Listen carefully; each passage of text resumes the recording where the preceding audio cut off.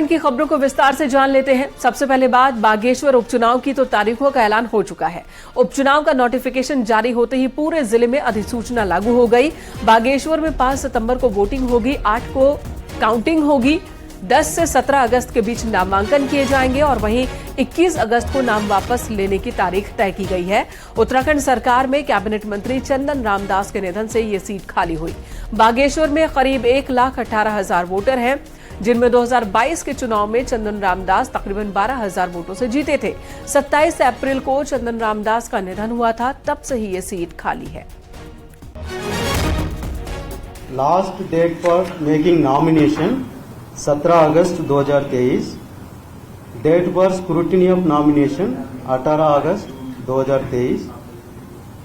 Last date for withdrawal of candidate 21 August 2023। Date of poll 5 September 2023। Date of counting 8 September 2023। निश्चित रूप से उस क्षेत्र की जनता का रुझान, उस क्षेत्र की जनता का लगाव और जो उनके द्वारा वहाँ पर विकास के काम शुरू किए गए हैं, बहुत सारी योजनाएं पूरी हो गई हैं, बहुत सारी योजनाएं अभी पूरी होनी है, उन सभी को आगे बढ़ाना है। इसलिए उस क्षेत्र की जनता, मैं समझता हूँ कि एक तरफा समर्थन निश्चित रूप से उनकी विचार को आगे बढ़ाने के लिए करेगी। उत्तराखंड में बारिश की बर्बादी जारी है। जो तस्वीरें सामने आई हैं वो डराने वाली हैं। रुद्रप्रयाग में एक बड़ा होटल आंखों के सामने जमींदोज हो गया, तो वहीं चमोली, उत्तरकाशी और देहरादून में भी बारिश ने तबाही मचा रखी है।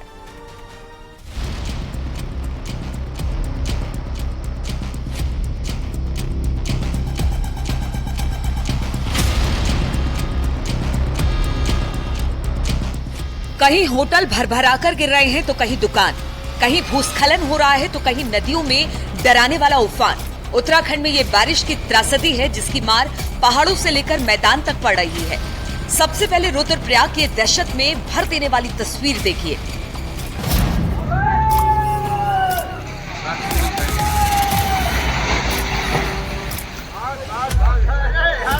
कैसे महज कुछ पलों में एक विशालकाय होटल की इमारत जमींदोज हो गई। 30 कमरों वाला ये बहुमंजिला होटल कुदरत के कहर के आगे बेबस होकर ढह गया। रुद्रप्रयाग में केदारनाथ हाईवे पर फाटा रामपुर की ये घटना है। बताया जा रहा है लगातार बारिश से होटल के पिछले हिस्से के पहाड़ में भूस्खलन हो रहा था। पहाड़ से बड़े बड़े बोल्डर होटल से टकरा रहे थे, जिसमें होटल पहले ही कई जगहों से क्षतिग्रस्त हो चुका था। अनहोनी की आशंका जताई जा रही थी। होटल को समय रहते खाली कराया जा चुका था।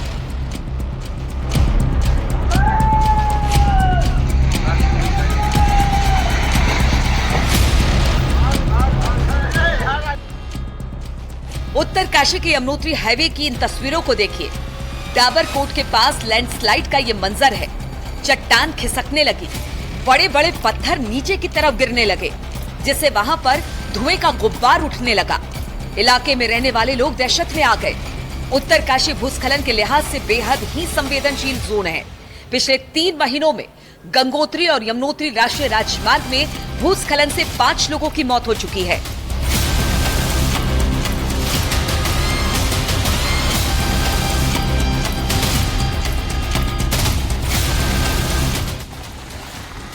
चमोली के बद्रीनाथ नेशनल हाईवे पर भी लैंडस्लाइड हुआ है। तस्वीरें सिहरन पैदा करती हैं। चट्टानें चटक चुकी है और पत्थरों के रूप में मलबा सड़कों पर आ गया है। बलदोड़ा पुल के पास पहाड़ से पत्थर गिरे, जिसकी वजह से हाईवे बंद हो गया। देहरादून में देर शाम जबरदस्त बारिश हुई, जिसके बाद तबाही की कुछ ऐसी तस्वीरें सामने आई। देखते ही देखते एक दुकान नदी में समा गई।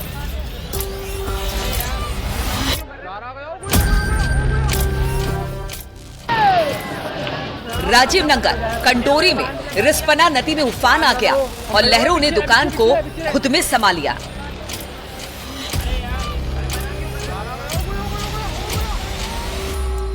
देहरादून से यह हाहाकारी तस्वीरें सामने आई है।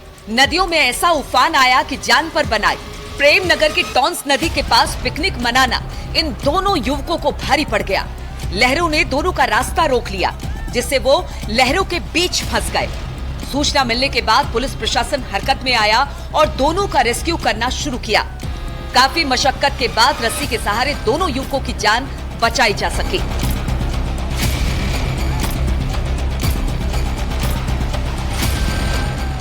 Report news 18।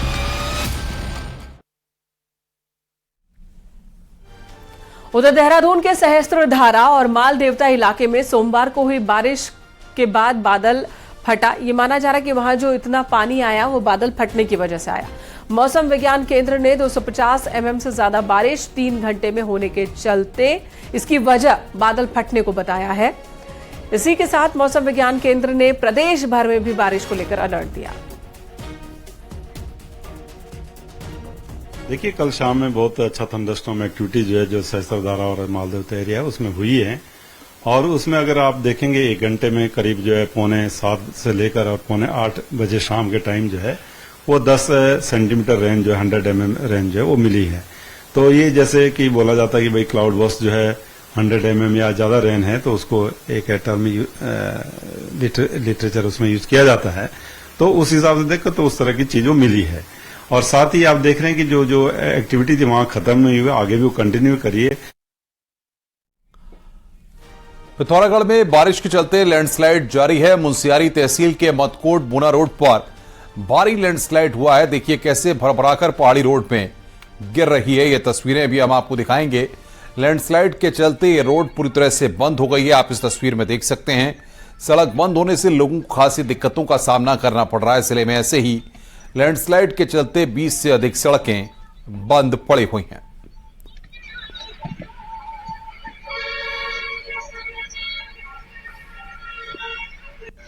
उधर जोशीमठ के पंगनो गांव में भारी बारिश के बाद भारी भूस्खलन हुआ है। बरसात का पानी लोगों के घरों में घुस गया। 30 से 40 परिवार खतरे में हैं। देर रात हुई मूसलाधार बारिश से गांव के ऊपर भारी लैंडस्लाइड हुआ। मलबा और पत्थर बहकर गांव की तरफ खिसक आया। खेत खलिहानों को भी भारी नुकसान पहुंचा है।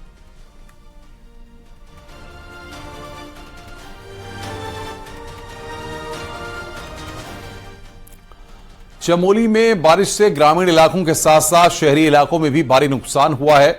अब तो कई जगहों पर नए लैंडस्लाइड जोन भी बन गए थे, तो कई जगहों पर मकान और जमीन धंस रहे हैं।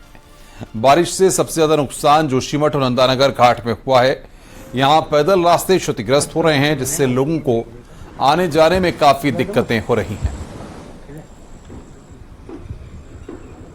आवाजाही जब हम रात को बाहर आए तो देखा कि यहाँ पे एक जो नया जो रास्ता ये बना हुआ था नगर पालिका द्वारा, ये पूरा रास्ता टूट के नीचे चले गया था। कुछ आधा हिस्सा टूट गया था और बाकी जो पेड़ वगैरह थे वो सब नीचे आकर, नीचे हमारी गौशाला भी थी। तो रात को हमने वो गायें भी वहां से शिफ्ट कर दी, रात ही को कर दिया था। हमने न जाने और भी आ सकता है। इधर हरिद्वार में बाढ़ से हुए नुकसान का सटीक आकलन करने के लिए केंद्र की 10 सदस्यीय टीम निरीक्षण करने पहुंची। एनडीएमए के डायरेक्टर हर्ष गुप्ता की अगुवाई में आई टीम ने जिला प्रशासन के अधिकारियों के साथ एक मीटिंग भी की और आपदा से हुए नुकसान की जानकारी ली। टीम ने बाढ़ और जल प्रभावित क्षेत्रों का निरीक्षण किया।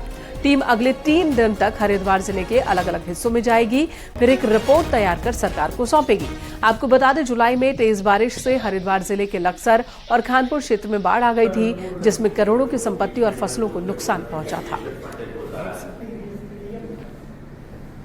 जो असेसमेंट हमारा था अब तक का और जो राहत कार्य हम लोगों ने लोगों तक पहुंचाए हैं और फसल जो डैमेज हुआ है पूरे जनपद में, उसका अभी तक जो असेसमेंट हम लोगों ने किया है उसकी जानकारी हम लोगों ने दी है। सैन्यधाम का बजट करीब करीब डबल हो चुका है। अब सैन्यधाम पर 96 करोड़ रुपए खर्च होंगे। लेकिन सोमवार रात आई तेज बारिश ने कंस्ट्रक्शन क्वालिटी की पोल खोल दी है। वहीं प्रोजेक्ट मैनेजर बदलने पर अब सियासत हो रही है।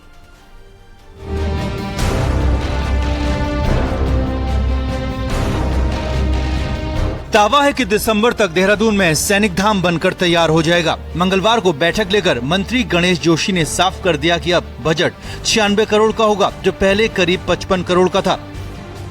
अब जरा सोमवार की रात हुई तेज बारिश के बाद सैन्य धाम की तस्वीर देख लीजिए।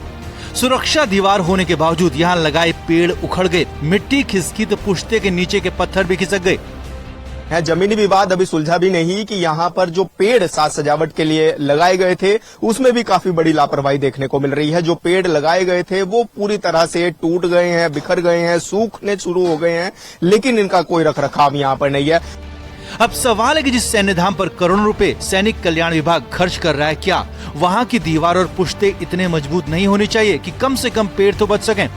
सैन्य धाम को बनाने का काम पेयजल निगम कर रहा है, हाल ही में जिसका प्रोजेक्ट मैनेजर बदला गया।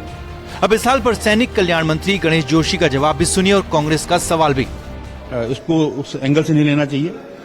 और जहां तक आपने बात कही है कि प्रोजेक्ट मैनेजर, मैंने अभी यहीं से सचिव से बात की है पेयजल निगम के, क्योंकि इस प्रोजेक्ट को उस व्यक्ति ने पहले परखा हुआ है, मेहनत की भी है, काम किया, उसको उसकी नॉलेज है। इस प्रोजेक्ट को पूरा होने तक वो व्यक्ति वहां पर रहेगा, उसकी पोस्टिंग हो गई है। लेकिन इस प्रोजेक्ट को जो व्यक्ति वहां पर पहले देख रहा था, शायद रविंद्र कुमार उसका नाम है, वही उसको देखेंगे। मुख्यमंत्री जी को स्वयं इसका संज्ञान लेना चाहिए और इसमें क्या गलत हुआ है, क्यों प्रोजेक्ट मैनेजर हटाया गया, क्यों उस प्रोजेक्ट मैनेजर को वापस लाने की बात हो रही, इन सब चीजों को मुख्यमंत्री जी को देखना चाहिए और मंत्रियों से हम उम्मीद नहीं कर सकते। पेयजल निगम के मैनेजिंग डायरेक्टर न्यूज 18 के सवाल पर बुधवार को खुद निरीक्षण करने की बात कह रहे हैं। अगर कोई ऐसी बात आती है कि क्वालिटी की, जैसे आपने कहा कुछ क्वालिटी के इश्यूज हैं, तो उसको हम पर्सनली जाके मैं देखूंगा और कोई ऐसा इशू होगा तो उसे ठीक कराया जाएगा। मंत्री जी चाहे जो कहें, विभाग चाहे कितनी भी क्वालिटी काम की दलील दे, लेकिन कैमरे में दिख रही तस्वीरें ये बताने के लिए काफी है कि हकीकत क्या है। दीपांकर भट्ट के साथ विशाल गर्ग, न्यूज 18 देहरादून।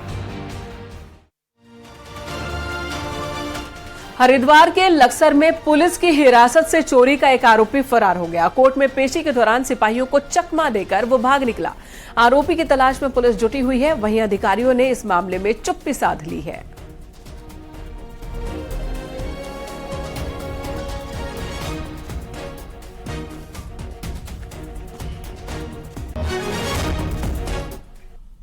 खबरों का सिलसिला लगातार जारी है, लेकिन उससे पहले देखते हैं पहाड़ की 10 बड़ी खबरें पहाड़ टॉप 10 में।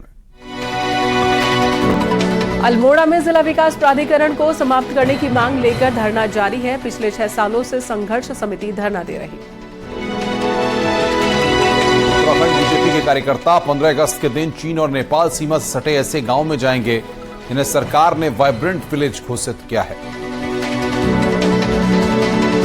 टिहरी में आपदा प्रभावित गांवों की सूची मांगी गई, जिससे प्रभावित लोगों को सुरक्षित स्थानों पर शिफ्ट किया जा सके। स्वतंत्रता दिवस के अवसर पर राज्य की जेलों में बंद 39 कैदियों को रिहा किया जाएगा। अच्छे आचरण के चलते रिहाई का निर्णय लिया गया है। विश्व प्रसिद्ध चौबटिया गार्डन का कुमाऊं कमिश्नर दीपक रावत ने निरीक्षण किया। सेब की नई प्रजाति की जानकारी ली। देहरादून में एक शख्स को एमडीडीए अधिकारी के नाम पर फोन कर जालसाज ने 80,000 रुपए की ठगी कर ली। अल्मोड़ा के निर्माणाधीन मेडिकल कॉलेज का निरीक्षण कुमाऊं कमिश्नर ने किया, साथ ही काम में तेजी लाने के निर्देश दिए।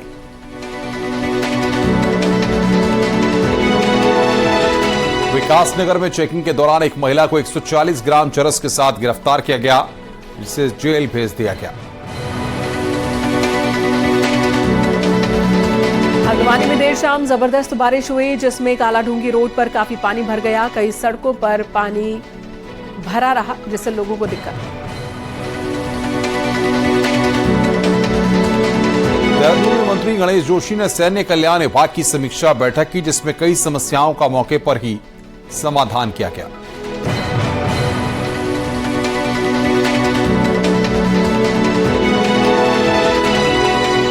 अब देहरादून के चक्राता से खबर, यहां के बिनसोन में वन विभाग की टीम ने भारी फोर्स के साथ छापेमारी की और घरों के ताले तोड़कर सैकड़ों क्विंटल देवदार की लकड़ी बरामद की।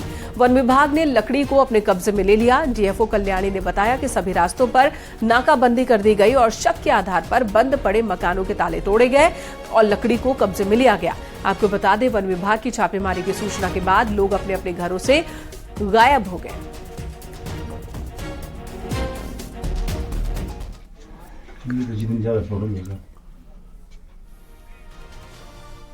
सचिवालय में स्थित गृह विभाग से फाइल चोरी का मामला सामने आया है। इसमें शहर कोतवाली शहर में अज्ञात के खिलाफ मुकदमा दर्ज हुआ है। बता दें कि आरटीआई कार्यकर्ता ने गृह विभाग में 1 साल 2000 में शस्त्र लाइसेंस की सीमा विस्तार की पत्रावली मांगी थी। इस पर जवाब नहीं मिलने पर आरटीआई कार्यकर्ता ने सूचना आयोग में शिकायत की। फिर सूचना आयोग ने गृह विभाग को जानकारी देने के निर्देश दिए और तब गृह विभाग ने साल 2004 की पत्रावली तलाशनी शुरू की तो पता चला कि 2004 के सभी दस्तावेज शस्त्र लाइसेंस संबंधित फाइल गायब हैं। वहीं मामले में एसपी सिटी ने कहा कि सेक्शन ऑफिसर की तहरीर पर केस दर्ज हो गया है। उनके द्वारा बताया गया है कि एक शस्त्र विस्तारीकरण के संबंध में एक पत्रावली उनके यहाँ स्थित थी, जिसमें कि जो है जब सूचना के अधिकार अधिनियम के अंतर्गत किसी ने सूचना मांगी, उसके पश्चात ये पता चला कि वो फाइल वहाँ पर नहीं मिल रही है। इस संबंध में उनके द्वारा एक तहरीर दी गई है और जिस पर जो है मुकदमा पंजीकृत है। उत्तराखंड की 13 वीरांगनाओं को आज तीलू रौतेली पुरस्कार से नवाजा गया। सीएम पुष्कर सिंह धामी ने इन महिलाओं को सम्मानित किया। सीएम धामी ने कहा कि राज्य की वीरांगनाओं ने अलग अलग क्षेत्रों में उत्कृष्ट प्रदर्शन कर राज्य और देश का नाम रोशन किया। सरकार इनके सम्मान और सशक्तिकरण के लिए संकल्पबद्ध है। इस दौरान महिला सशक्तिकरण एवं बाल विकास मंत्री रेखा आर्य मौजूद रहीं। वहीं उत्तराखंड सरकार ने राज्य की वीरांगना तीलू रौतेली के नाम से दिए जाने वाले पुरस्कार की धनराशि 20,000 रुपए बढ़ा दी है। अब इसे 31,000 से बढ़ाकर 51,000 रुपए किया गया। वहीं राज्य स्तरीय आंगनबाड़ी कार्यकर्ता पुरस्कार की राशि में 30,000 रुपए की वृद्धि कर इससे 21,000 रुपए से बढ़ाकर 51,000 रुपए किया गया है। तीलू रौतेली पुरस्कार की धनराशि जहां पहले 31,000 रुपए दी जाती थी, अब यह धनराशि बढ़कर 51,000 रुपए कर दी गई है। इसके साथ ही आंगनबाड़ी कार्यकर्ती पुरस्कार की धनराशि भी 21,000 रुपए से बढ़ाकर इसको भी 51,000 रुपए कर दिया गया है। से भी रहा है कि माननीय मुख्यमंत्री जी का जो कथन था, उनकी घोषणा थी कि हम तीलू रौतेली पुरस्कार प्राप्त करने वाली और आंगनबाड़ी कार्यकर्ती पुरस्कार प्राप्त करने वाली महिलाओं को उनके मनोबल को और आगे बढ़ाने के लिए 51,000 की जो धनराशि उनकी घोषणा का हिस्सा था, आज वो फलीभूत हुई है।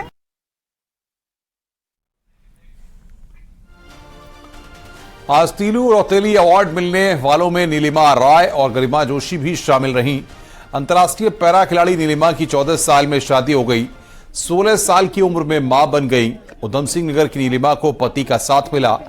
पैरालॉन बॉल में नीलिमा ने अब तक कई अवार्ड जीते हैं। वहीं द्वाराहाट की रहने वाली एथलीट गरिमा जोशी ने 2018 में एक हादसे में अपने पैर गंवाए, लेकिन आज विश्व स्तर पर अपनी पहचान बना चुकी हैं। ऐसी ही 13 प्रेरणादायी महिलाओं को आज सम्मानित किया गया। विकलांग है और बहुत ही छोटी सी उम्र में शादी हो गई, पापा नहीं थे करके, जो वो सपना मेरा बचपन में रह गया। तो शादी के बाद मैंने अपने हस्बैंड को बोला है, जो पैरा गेम करके भी कोई गेम है तो मैं खेल सकती हूँ, मैं घर की बड़ी बहू हूँ।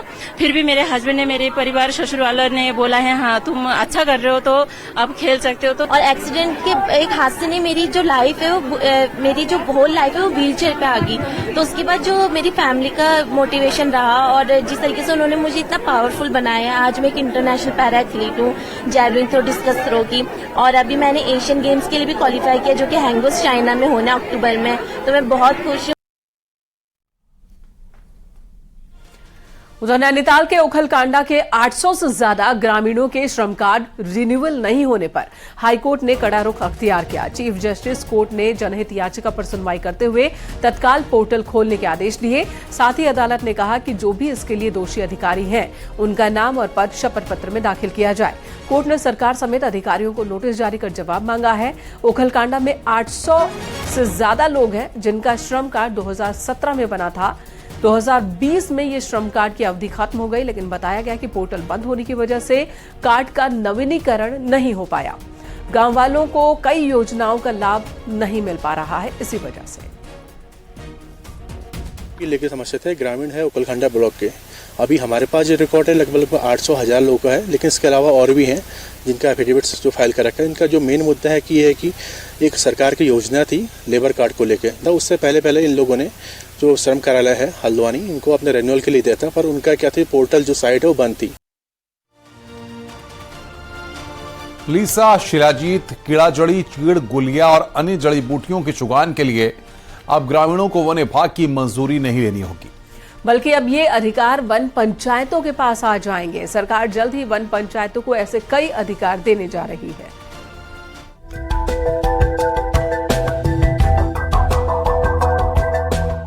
उत्तराखंड देश का अकेला ऐसा राज्य है जहां 11,000 से अधिक वन पंचायतें हैं। वन पंचायत यानी ग्रामीणों की अपनी कमेटियां। उत्तराखंड में 4,53,000 वर्ग किलोमीटर फॉरेस्ट एरिया इन्हीं वन पंचायतों के अधीन है। सरकार अब वन पंचायत नियमावली में एक बार फिर संशोधन कर वन पंचायतों को मजबूत बनाने जा रही है। नए संशोधन के बाद वनों पर ग्रामीणों का अधिकार और बढ़ जाएगा। जंगलों से जुड़े छोटे मोटे अपराध पर उन्हें चालान काटने का भी अधिकार होगा। तो लीसा, कीड़ा जड़ी, चीड़गुलिया और अन्य जड़ी बूटियों के लिए भी उन्हें अब वन विभाग से परमिशन नहीं लेनी होगी, बल्कि प्रबंध समिति खुद ही परमिशन जारी करेगी। तो वन पंचायतों को सुदृढ़ीकरण को जो उद्देश्य है, वन पंचायत सरपंच और जो प्रबंध समिति है उसको ध्यान में रखते हुए जो हमारा वन पंचायत नियमावली जो 2005 में अधिसूचित हुई थी उसके ऊपर संशोधन की कार्रवाई चल रही है। वन पंचायतें उत्तराखंड में ब्रिटिश काल से हैं। अब तक समय समय पर करीब 14 बार वन पंचायत नियमावली में बदलाव किया गया है। वन पंचायतों में जल्द ही नए सिरे से चुनाव भी होंगे। और तत्काल, क्योंकि वन पंचायतों से हमारे यहाँ करीब 25 लाख आदमी जुड़ा हुआ है और ये बहुत समय लगा करके हम लोगों ने किया। तो चुनाव को लेकर के मतभेद था कि फॉरेस्ट डिपार्टमेंट कैसे चुनाव कराएगा, रेवेन्यू कराए। तो मैंने उनको कहा कि अगर ऐसा कोई समस्या है तो इसको जो त्रिस्तरीय पंचायत चुनाव आयोग है उसको सौंप दिया जाए। वन पंचायतों को मजबूत करके राज्य सरकार वनों को भी मजबूत करना चाहती है और ये फैसला उसी कड़ी का हिस्सा है। देहरादून से न्यूज़ 18 के लिए सुनील नवप्रभात की रिपोर्ट।